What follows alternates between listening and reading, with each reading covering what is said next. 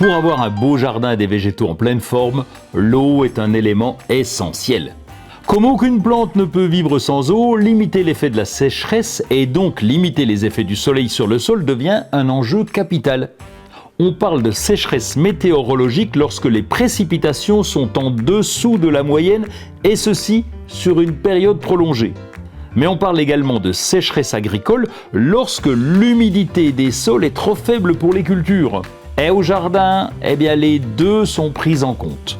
Pour limiter la sécheresse des cultures pratiquées en pleine terre, le meilleur moyen est encore de pailler le sol.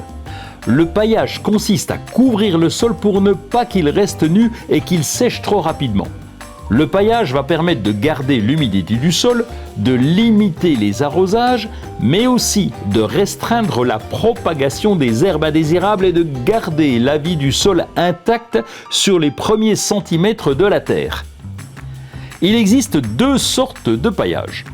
D'abord le paillage végétal, comme les paillettes de chanvre, les écorces de pin, et puis le paillage minéral, comme les éclats d'ardoise, la pouzzolane ou encore le gravier.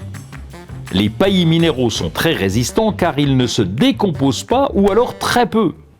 Il est préférable de les installer sur les massifs pérennes comme les arbustes. Les paillis végétaux vont se détériorer plus rapidement.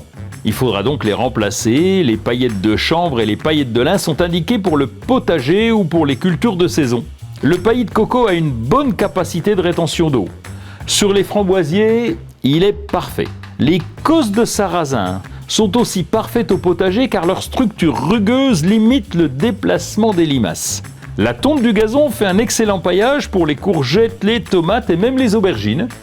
Quant aux écorces de pin, à décomposition lente, leur pH acide convient parfaitement aux plantes acidophiles de terre de bruyère comme le rhodo ou les azalées, mais aussi aux conifères.